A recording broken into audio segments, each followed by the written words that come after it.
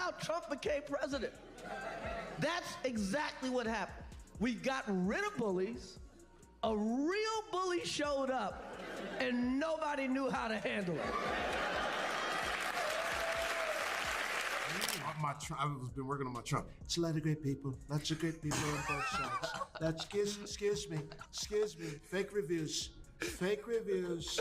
Fake reviews. What happens when Donald all caps Trump meets two comedy snipers with mics instead of rifles? Let's just say it's not a fair fight, and Trump ends up looking like a soggy Big Mac under a heat lamp. Chris Rock and Jamie Foxx didn't just roast him, they flambéed the man. And judging by the orange rage tweets that followed, the burn was real. The guy who loves dishing it out suddenly couldn't handle it when two legends turned him into a punchline. A sweaty, rambling, delusional punchline with a side of spray tan. And here's the wild part, the jokes? They weren't even that far from the truth. Yo, Trump is he's like a dominant female boxer. He's like Ronda Rousey. You're like, God damn it, she can fight. And then you go, oh, she hitting girls. Jamie, Canada's gonna be with us soon. Canada will be with America very soon. I love Canada dry. I don't like Canada wet. I like Canada dry. We want Canada to adopt America. I like Canada. At least California. Canada's gonna be with us. They're gonna be the 36th state. There's 50, sorry. 30, whatever. I don't do math. Everyone knows that. I like. Please, this isn't just stand-up. It's political autopsy with punchlines. Jamie Foxx's Trump impression, so painfully accurate it might have triggered a national emergency in Mar-a-Lago. Rock, meanwhile, breaks Trump down like he's explaining a particularly aggressive raccoon to a confused suburban dad. And the best part, this was just the opening act. The cast of The Apprentice is running the world. Trump, the daughter, Omarosa. They run the world, man. Yo, man, this Chris Rock didn't see Trump as a political movement or some rising populist star. He saw exactly what Trump actually is, a loud, confused game show host who somehow tripped over a podium and landed in the Oval Office. While cable news was scrambling to figure out how did this happen, Rock had the answer years ago. The guy who fired Meat Loaf on reality TV is now in charge of the nuclear codes. We're living in a deleted SNL sketch. Before Trump became the country's worst group project, he was already a parody of himself. Gold toilets, mail order steaks, casinos with the lifespan of a TikTok trend. He was always a cartoon character in a bad suit. And Chris Rock, he saw that punchline coming like a teleprompter in Times Square. Trump wasn't a surprise. He was inevitable in the most cringe way possible. But Rock doesn't stop at Trump. He zooms out, dragging the entire system that let this man-child ascend like it was some kind of overdue joke on American democracy. Trump is not playing, man. That's right. This time is totally different. He's working with the #1 African American in the world, the richest African American in the world, Elon Musk. That's right, he is African American. Elon got more kids than the Cleveland Browns. That's vintage Rock. One-liners so sharp they draw blood, but with enough truth to make you pause mid-laugh. He's not just roasting Trump's clown car presidency. He's torching the cult of billionaires, the fame chasers, the people who think owning a private jet means you're automatically qualified to run a country. And when Trump actually became president, oh, it was open season. The word salad speeches, the unhinged tweets, the scandals that piled up like failed business ventures. It was like the country had hired a stand-up comic who didn't realize he was the joke. But Rock got it. He always got it. And he turned the mega circus into a comedy set, one where every laugh stings just a little bit deeper. He a war hero that got captured. I don't want to vote for nobody that got captured. I want to vote for that got away.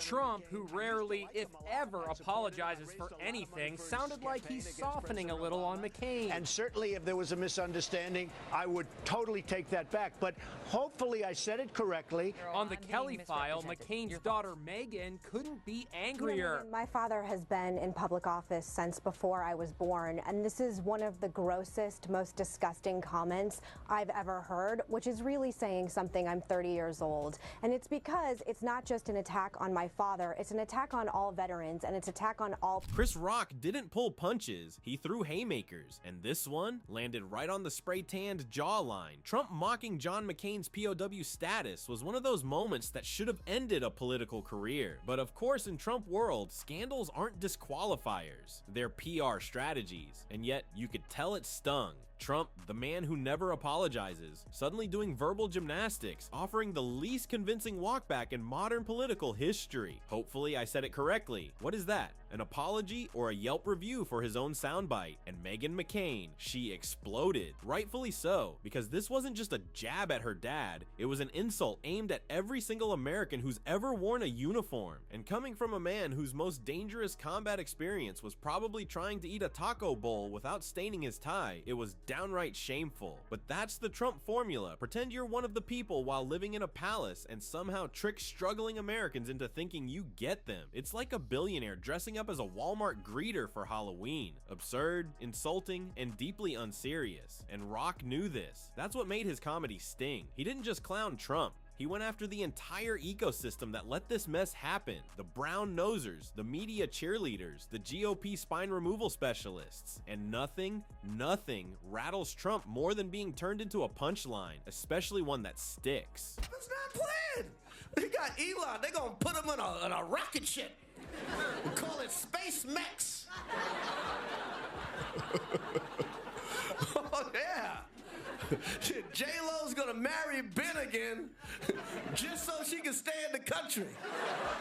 That's the genius of Chris Rock. He doesn't just hit Trump. He peels back the layers of this national fever dream like he's filleting a very sweaty, very confused onion. The endless legal drama, the pity party campaign rallies, the rants that sound like rejected QVC promos. Rock laid it all out, and it was brutal. Because let's be honest, post-presidency Trump isn't some dignified statesman. He's a washed-up band on tour, still trying to sing his one hit from 2016, and somehow still demanding a standing ovation. You think a lot of parents would, encourage their children's kind of high aspirations.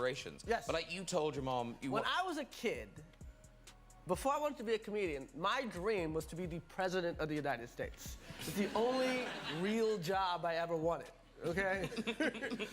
Only time I wanted an office. I wanted to be the president of the United States. And I told my mother, and she's like. But then came the line that sent Trump's blood pressure into orbit. One joke, one metaphor so brutally accurate, even his most loyal bootlickers had to cough out a laugh. Rock compared Trump's legal drama to a deadbeat dad dodging child support. Excuses, finger pointing, crocodile tears, and then shock when the judge shows up with paperwork. Lawsuits, investigations, indictments, they're stacking up like one-star reviews at a Trump steakhouse. Rock didn't exaggerate, he didn't need to. The truth was funnier and way more painful. And of course, the meltdown came. Twitter tantrums, rants about woke comedians, and the inevitable Chris Rock is irrelevant spin, the MAGA way of saying that joke hurt my feelings. That's not playing. They got Elon. They gonna put him in a rocket ship. We call it Space Mex. Oh, yeah.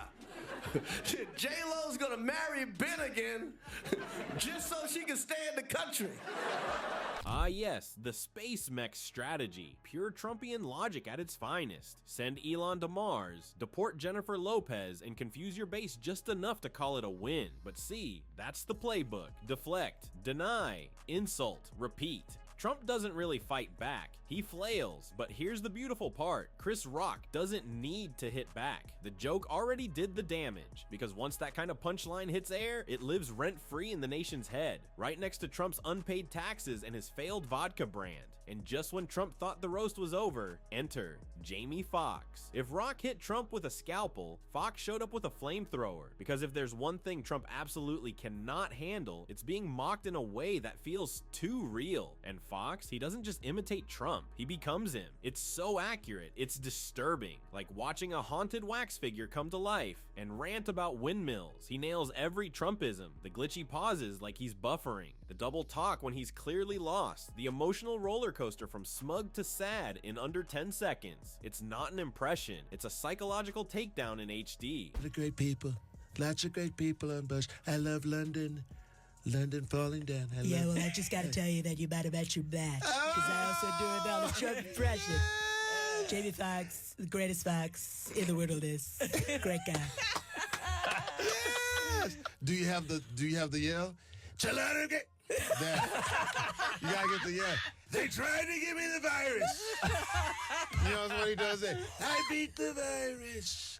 They tried to give me. What Jamie Foxx unleashed wasn't just hilarious, it was devastating. He didn't just mimic Trump's voice, he replicated the entire MAGA state of mind, the chaotic nonsense, the mystery, strong guys he always references but never names, the courtroom drama where somehow everyone but Trump is the criminal, the ego, the incoherence, the accidental confessions, all of it, perfectly baked into one chaotic, rambling monologue that felt too real. And when Foxx started responding to questions in character, the crowd lost it because he didn't exaggerate a thing. There was no parody, it was just pure, unfiltered Trump logic. Like they cracked open his Twitter drafts folder and poured it into a microphone. Someone asked about Chris Rock's joke, and without missing a beat, Foxx as Trump answered, "Chris Rock, he's not funny anymore, folks. He used to be funny, one of the greats. Now, sad, just very sad." It was too flawless, and you know Trump saw it. You know he hated it. If Rock's punchlines were a gut punch, Foxx's impression was a full-length mirror held up to a man who spent his entire life avoiding reflection, and suddenly had no choice but to look. I have to say, Jamie, before you go, yours is not as good as mine. Can you try it out? A lot of great people. You're a disaster. And just like that, he was gone. Jamie Foxx didn't just do an impression, he became the walking conspiracy theory in a suit, because this is what Trump actually sounds like. That disjointed, rambling nonsense you just heard, it's not exaggerated, it's not comedy, it's verbatim Trump. And that's what makes it lethal. You can argue with a joke, you can deny a headline, but how do you punch back at a mirror? That's why Trump went full meltdown. Wild rants, deflection, yelling about woke comedians on Truth Social like it's a hostage note written in caps lock. But the damage? Already done. Foxx didn't need to say anything new. He just let Trump's own persona implode under the weight of itself, because this impression, it wasn't a sketch. It wasn't some SNL parody with a bad wig and orange face paint. No, this was surgical. Surgical and devastating. Then came the clip, the one that broke the internet. Jamie Foxx sitting casually among friends, and then,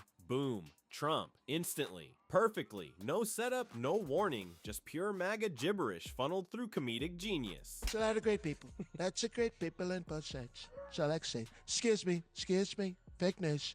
Fake news!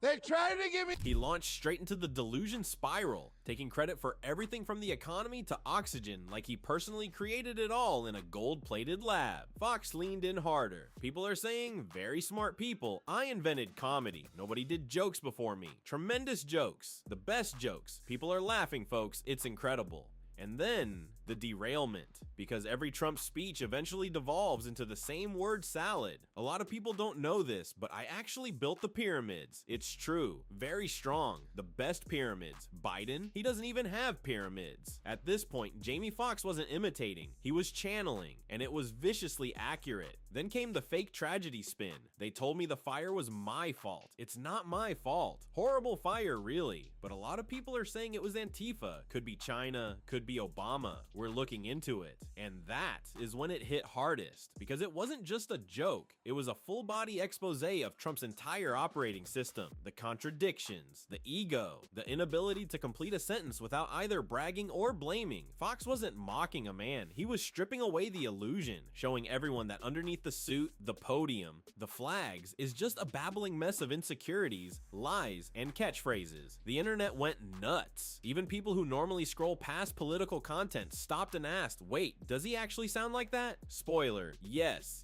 he does, because Trump can survive a lot: bankruptcies, lawsuits, fake universities. But what he cannot survive is being laughed at. Mockery is his kryptonite, and impressions, those are the death blow. They turn the emperor's voice into a joke and remind everyone that the genius behind the curtain is just another insecure guy shouting fake news into the void. And Jamie Foxx, he didn't just hold up a mirror, he shattered it. Therefore, I have determined that it is time to officially recognize Jerusalem as the capital of Israel. That's right, I said it. I said it. It had to be said. Somebody got this. Jamie didn't twist anything. He didn't need to. He just repeated Trump's own words with Trump's own voice and made the absurdity crystal clear to anyone not trapped in a MAGA group chat. Because when Foxx speaks like Trump, what you're hearing isn't a parody. It's reality turned up just one notch. And suddenly everyone sees the chaos Trump's been selling as strong leadership. The weird, misplaced bravado, the sentences that collapse halfway through, the desperate, sweaty need to sound important, even when he's saying literally nothing. And how did Trump react? You already know. Meltdown mode activated. Cue the tantrums. Cue the nasty Hollywood elite whining. Cue the people love my voice. Routine like he's auditioning for The Voice, Dictator edition. Then came the Truth Social meltdown, where Trump tried and failed to prove Foxx wrong by sounding exactly like the impression. He couldn't help himself, because that's the thing about comedy. You can't out-tweet it, you can't fire it, and you definitely can't executive order it out of existence. It's a lot of great people on both sides. Not just, I love Cameron. I love Cameron Diaz. She's great. I love all of her movies. I love Charlie's Angel. I feel like I'm a Charlie. By the way, the best Trump I've ever seen. Excuse me, fake news. And that's what makes this whole thing so devastating. Foxx didn't just do an impression. He exposed the entire operating system of Trumpism. The sound, the nonsense, the blind confidence, and absolute gibberish. Because Trump can call CNN fake, he can call Biden sleepy, but he can't shut down a joke that goes viral faster than one of his court subpoenas. Chris Rock and Jamie Foxx didn't just roast him, they rewrote the rules. Every Trump scandal, every lie, every tantrum, every sir. Many people are saying they've locked it all in with comedy so sharp, so brutally on point, it'll echo longer than any of his speeches. Trump built his whole brand on being untouchable, the guy who always gets the last word. But a joke, a perfect joke, he'll never outrun that, because laughter is one thing he can't control, and that might just be the biggest blow of them all. Here you can see the next video. Click on it. Trust us. If you thought this was wild, just wait until you see what Trump does next.